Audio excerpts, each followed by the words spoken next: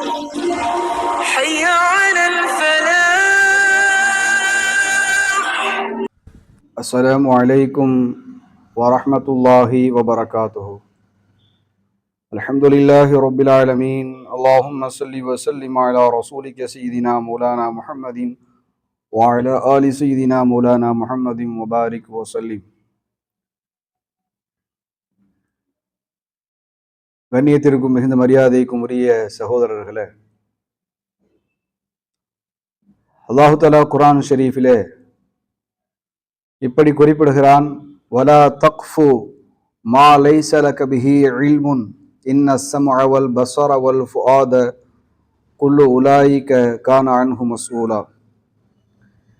எதை பற்றி உங்களுக்கு தீர்க்கமாக ஞானம் இல்லையோ அந்த விஷயத்தை செய்வதற்கு நீங்கள் தொடர வேண்டாம், அந்த விஷயத்தை நீங்கள் செய்ய வேண்டாம். நிச்சயமாக மறுமையில் உங்களுடைய செவி சம்பந்தமாகவும் உங்களுடைய கண் சம்பந்தமாகவும் உங்களுடைய இதயம் சம்பந்தமாக அனைத்தும் விசாரணைக்கு உள்ளாகும் என்பதாக அல்லாஹ் குறிப்பிடுகின்றான். கண்ணியத்திற்குரியவர்களே, இன்று தகவல் தொழில்நுட்பங்கள் நிறைந்த இந்த காலகட்டத்திலே நமக்கு தெரியாத, நமக்கு ஞானம் இல்லாத எத்தனையோ பல விஷயங்களை நாம் மக்களுக்கு சொல்லிவிடுகின்றோம், பகிர்ந்து விடுகின்றோம். அதில் மிக முக்கியமாக வதந்தியான செய்திகளை, பொய்யான செய்திகளை நாம் மக்களுக்கு சொல்லிவிடுகின்ற பொழுது அது மிகுந்த சமுதாயத்திலே அல்லது ஒரு நாட்டிலே அல்லது ஒரு ஊரிலே மிகப்பெரிய குழப்பங்களை, மன வருத்தங்களை, பெரும் பெரும் பிரச்சனைகளை அது ஏற்படுத்தி விடுகிறது என்பதை நாம் கவனத்திலே கொள்ள வேண்டும். சமீபத்திலே இலங்கையினுடைய வானொலி பேச்சாளர், வானொலியில் பேசக்கூடிய அப்துல் ஹமீத் அவர்கள் மரணமடைந்து விட்டார்கள் என்ற அந்த செய்தி மிகவும் வைரலாக அது பரவியது.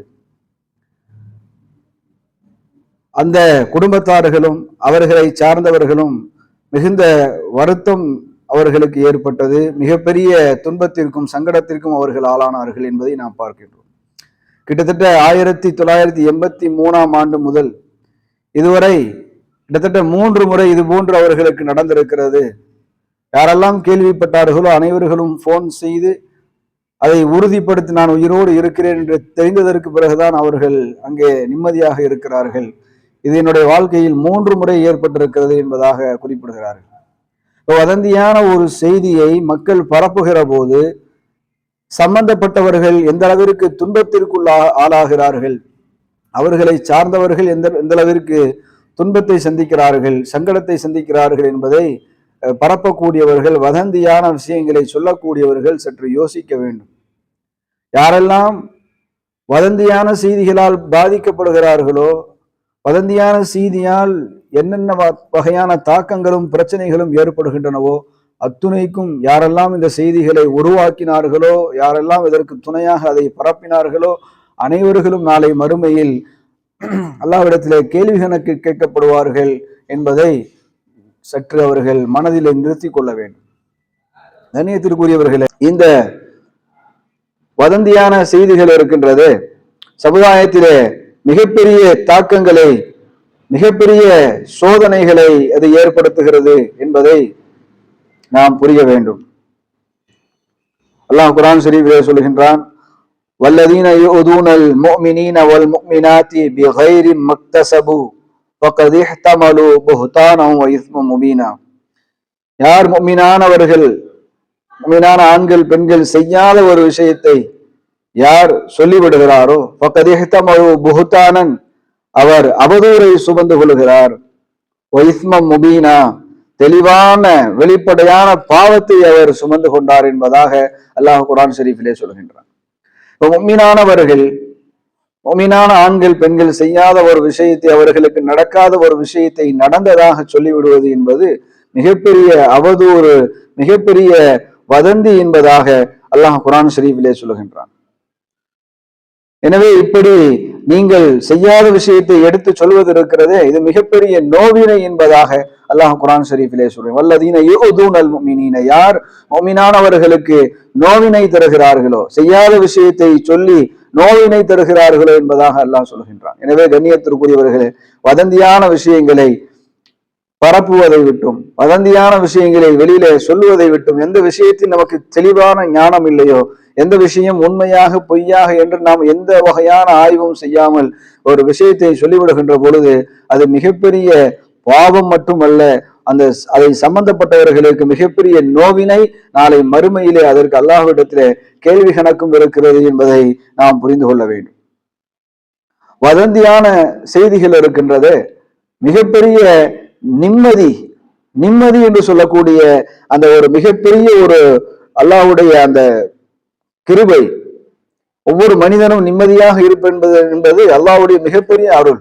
அப்ப ஒரு வதந்தியான ஒரு செய்தி என்பது இந்த அல்லாஹ்வுடைய மிகப்பெரிய அருளாக இருக்கக்கூடிய இந்த நிம்மதியை சீர்குலைக்கக்கூடிய அளவிற்கு இந்த வதந்திக்கு மிகப்பெரிய ஒரு சக்தி இருக்கிறது. எனவேதான் வதந்திகளை, அவதூறுகளை பரப்பாதீர்கள், சொல்லாதீர்கள் என்பதாக அல்லாஹ் குர்ஆன் ஷரீஃபிலே சொல்லுகின்றான்.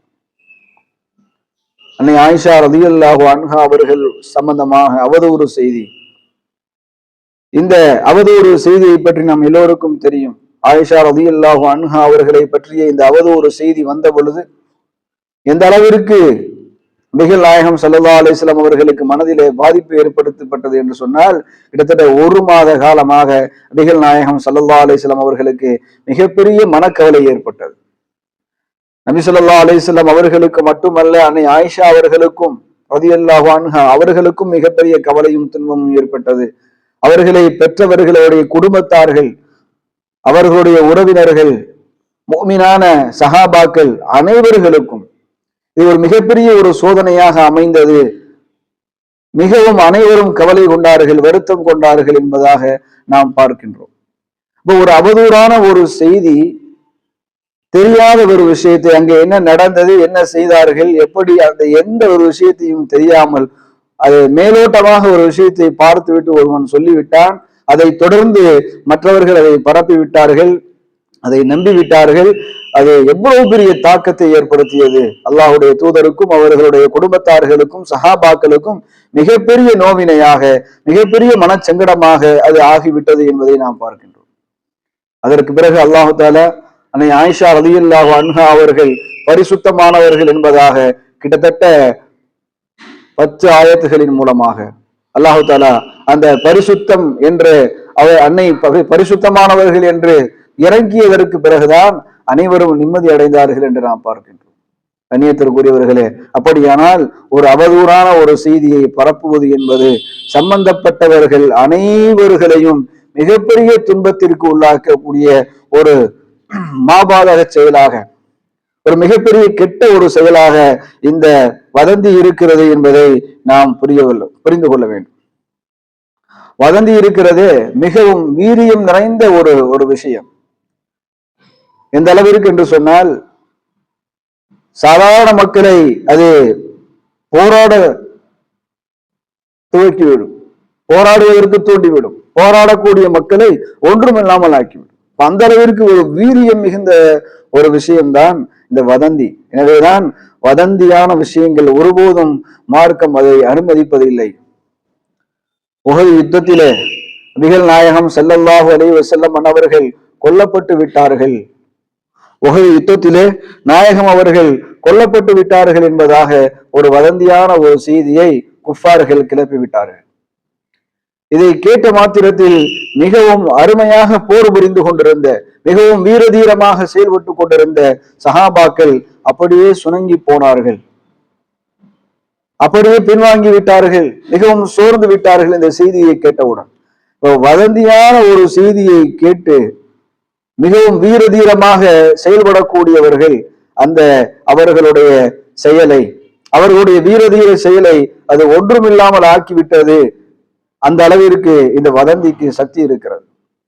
அவர்கள் வீரமாக செயல்பட்டு கொண்டிருந்த அந்த சமயத்தில் இந்த செய்தியை கேட்ட மாத்திரத்தில் அவர்கள் சோர்ந்தார்கள். அதை தொடர்ந்து பல சஹாபாக்கள் ஷஹீதாக்கப்பட்டார்கள். கிட்டத்தட்ட 70 சஹாபாக்கள் ஷஹீதாக்கப்பட்டார்கள். அதே போல நாயகம் ஸல்லல்லாஹு அலைஹி வஸல்லம் அவர்களுக்கும் அந்த போரிலே காயம் ஏற்பட்டது. அவர்களுக்கு அந்த போரிலே காயம் ஏற்பட்டது என்பதாக நாம் பார்க்கின்றோம். அப்படியானால் வதந்தியான ஒரு செய்தி எந்த அளவிற்கு ஒரு தாக்கத்தை ஏற்படுத்துகிறது என்பதை நாம் புரிந்து கொள்ள வேண்டும். கண்ணியத்திற்குரியவர்களே, கொரோனா தொற்றுடைய காலம், கொரோனா தொற்றுடைய அந்த காலகட்டத்திலே ஒரு வதந்தியை கிளப்பினார்கள். முஸ்லிம்கள் தான் கொரோனா வைரஸை பரப்பி விட்டார்கள். குறிப்பாக தப்லீக் ஜமாத்துக்கு சென்றிருந்தவர்கள் இவர்கள் கூடி கலைந்து கொரோனா வைரஸை பரப்புவதற்கு மிகவும் காரணமாக இருந்தவர்கள் என்ற ஒரு வதந்தியை பரப்பினார்கள். அது நாடெங்கிலும் மிகப்பெரிய ஒரு செய்தியாக மாறியது. கிட்டத்தட்ட 4-5 மாதங்கள், ஒரு 5-6 மாதங்கள் வரை முஸ்லிம்கள் வெறுக்கப்பட்டார்கள். நிறைய மருத்துவமனைகளில் முஸ்லிம்களுக்கு அனுமதி இல்லாத ஒரு சூழ்நிலை. கர்நாடகா, யூபி, மத்திய பிரதேஷ் போன்ற பல பகுதிகளில் போர்டு வைத்தார்கள், முஸ்லிம்கள் இந்த பகுதிக்குள் நுழையக்கூடாது என்பதாக. கண்ணியத்திற்குரியவர்களே, எந்த அளவிற்கு ஒரு மிகப்பெரிய ஒரு சமூகத்தின் மீது ஒரு மிகப்பெரிய ஒரு தாக்கத்தை ஏற்படுத்தியது. எத்தனையோ ஜமாத்திற்கு சென்றிருந்தவர்கள் யாரெல்லாம் டெல்லி சென்றார்களோ அவர்கள் அனைவர்களையும் காவல்துறையினுடைய கட்டுப்பாட்டின் கீழ் கொண்டு வந்து கிட்டத்தட்ட 3-4 மாதங்கள் அவர்கள் குவாரண்டைன் தனிமைப்படுத்தி வைத்திருந்தார்கள். எவ்வளவு மனச்சங்கடத்திற்கு ஆளாகி இருப்பார்கள். இந்த சமூகம் எவ்வளவு பெரிய துன்பத்தை சந்தித்தது. வெளிநாட்டிலிருந்து வந்திருக்கக்கூடிய நிறைய ஜமாத்தினர்களை 950 நபர்களில் கிட்டத்தட்ட அனைவர்களையும் குவாரண்டைனிலே வைத்திருந்து, அதை தமிழகத்திலே சென்னையிலே கிட்டத்தட்ட 120 நபர்களை குவாரண்டைன் புலல்ஜியிலே அடைத்து வைத்திருந்தார்கள். அப்ப இந்த ஒரு அவதூறான ஒரு செய்தி, ஆதாரமற்ற ஒரு செய்தி, இதை இவர்கள் தான் பரப்பினார்கள், இவர்கள் மூலமாகத்தான் இந்த வைரஸ் உருவானது என்ற எந்த வகையான ஒரு அடிப்படையான ஒரு ஆதாரமும் இல்லாமல், ஒரு அடிப்படையான ஆய்வும் இல்லாமல்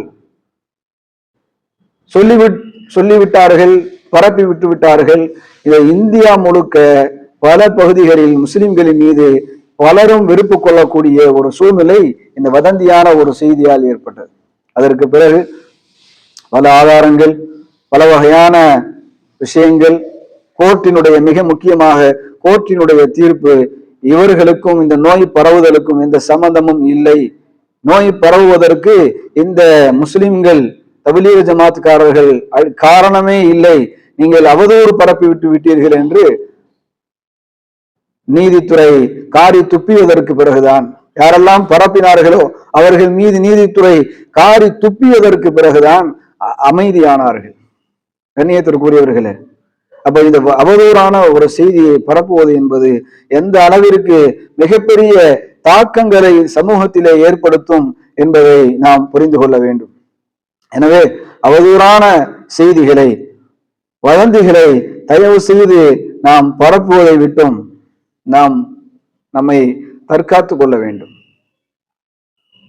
எந்த ஒரு விஷயத்தை பார்த்தாலும், எந்த ஒரு விஷயத்தை கேள்விப்பட்டாலும் அதனுடைய அடிப்படை என்ன, எதனால் இது நடந்தது, இதற்கு யாரும் காரணமானவர்கள் என்ற எந்த தகவலும் இல்லாமல், எந்த வகையான ஆய்வும் இல்லாமல், உண்மையை அலசி ஆராயாமல் ஒரு விஷயத்தை பரப்பி விடுவது என்பது ஒரு மோசமான ஒரு செயலாக இருந்து கொண்டிருக்கின்றது. கண்ணியத்திற்குரியவர்களே, உண்மை இல்லாத எந்த ஒரு விஷயத்தையும் நாம் பகிர்வது என்பது, பரப்புவது என்பது அது நமக்கு தடுக்கப்பட்டிருக்கிறது, கூடாத ஒரு செயலாக இருக்கிறது என்பதை நாம் புரிந்து கொள்ள வேண்டும்.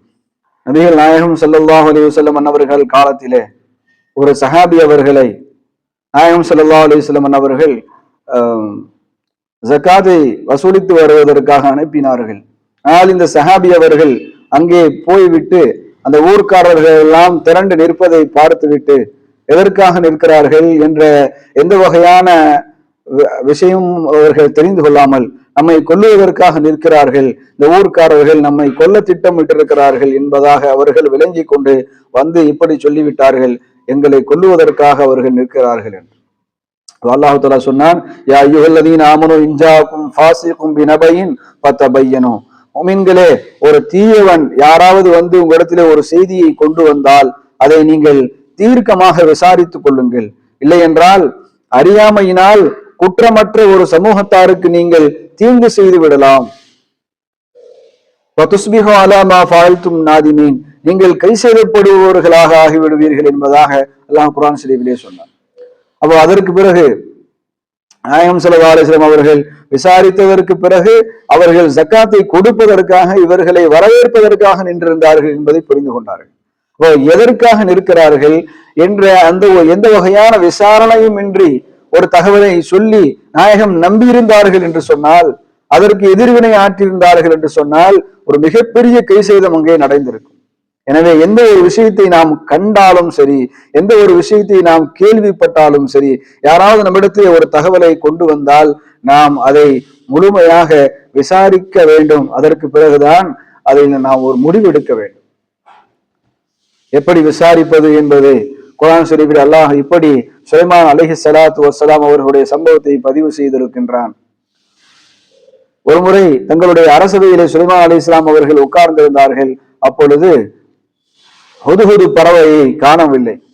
மாலியலா அரல் ஹுதுஹுத அம்கான மினல் லகாயிபீன், ஹுதுஹுதை நான் பார்க்க முடியவில்லையே, என்ன அது மறைந்து போய்விட்டதா, காணாமல் போய்விட்டதா என்பதாக அவர்கள் கேட்டார்கள்.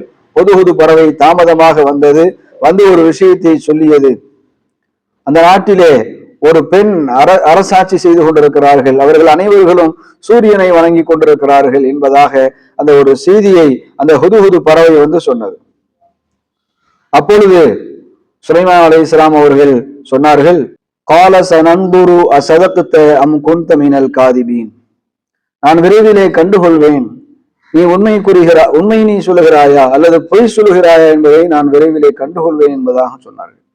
அப்போ ஹுதுஹுது பறவை ஒரு நம்பிக்கையான ஒரு விஷயத்தை அது கொண்டு வந்து சொன்ன அந்த பொழுதிலும் கூட, சொல்லுவது யாராக இருந்தாலும் சரி, நம்மோடு இருப்பவர்களாக இருந்தாலும் சரி, அது யாராக இருந்தாலும் சொல்லக்கூடிய விஷயத்தை ஆய்வு செய்ய வேண்டும் என்பதை இந்த சம்பவம் நமக்கு உணர்த்துகிறது. சுலைமான் அலைஹிஸ்ஸலாம் அவர்களோடு எல்லா இடங்களிலும் இந்த ஹுதுஹுது பறவை இருந்தாலும், அது உண்மையே கூறியிருந்த போதிலும் கூட அவர்கள் சொன்னார்கள், சனந்தூர் அசதக்த அம் குன்த மினல் காதிபீன், நீ உண்மை சொல்லுகிறாயா அல்லது பொய்யர்களில் இருக்கிறாயா என்பதை நான் கண்டுகொள்வேன் என்று சொன்னார்கள். நான் ஆய்வு செய்து அதற்கு பிறகு அவர்கள் ஆய்வு செய்தார்கள். அதை விசாரித்ததற்கு பிறகுதான் அவர்கள் ஹுதுஹுது சொன்னது சரி என்பதை புரிந்து கொண்டு பிறகு மீண்டும் ஹுதுஹுது பறவை இடத்திலேயே அந்த அரசிக்கு கடிதத்தை கொடுத்து அனுப்பினார்கள் என்பதை நாம் பார்க்கின்றோம்.